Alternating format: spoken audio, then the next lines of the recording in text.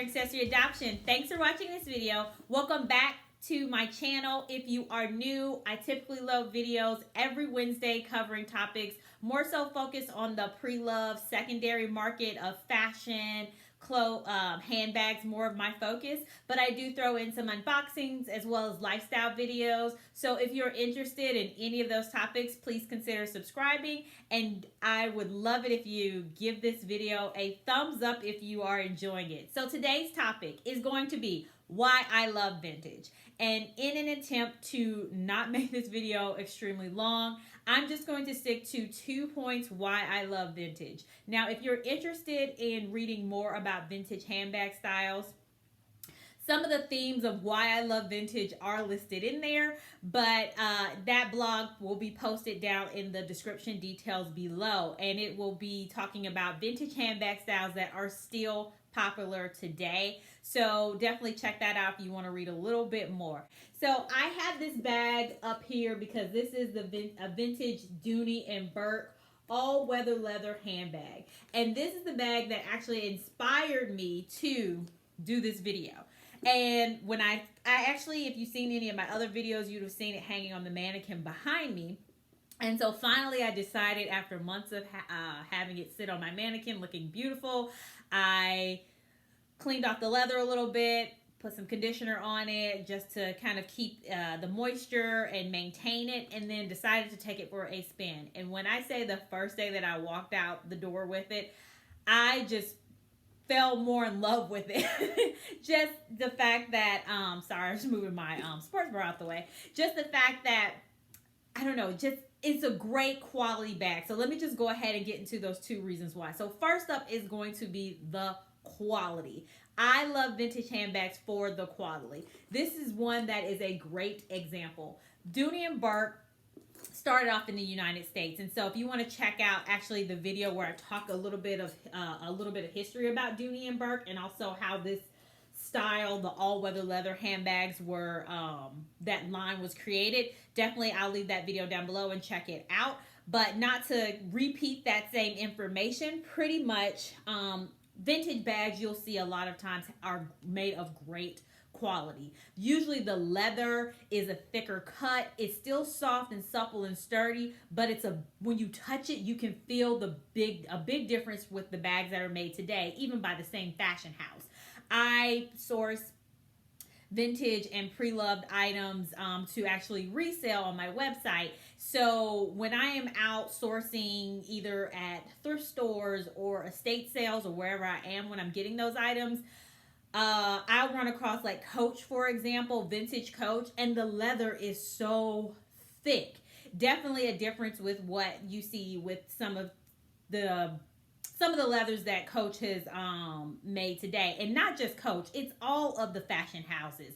There is a difference in that quality. Not to say that in current day they don't make top quality, good quality bags, but you do feel a difference in the material. It even can be the hardware. For example, this bag was made of 100% brass.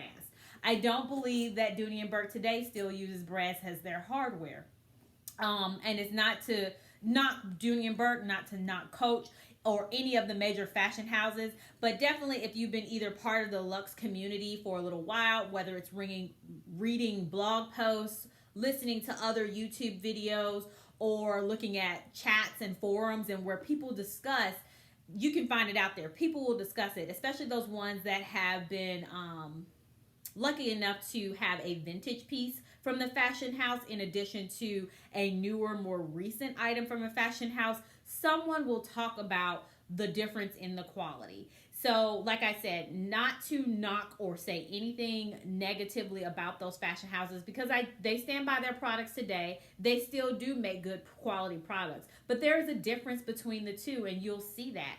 And that's not a secret or anything like that. It's just what it is, you know, whether it's the manufacturing has moved, or maybe just where they source their materials from, the hardware, things have changed over time. And vintage items, you know, like, I don't know whether your grandparents have said this or your parents, but you know, people just say they just don't make things like they used to. That goes for anything from vacuum cleaners to cars or whatever. You know, just things that were made a long time ago, a lot of times were made with a different set of materials, like I said, to not keep rambling, but you know what I mean. And I think a lot of people will kind of understand. So to not keep rambling on that same topic, top is the quality.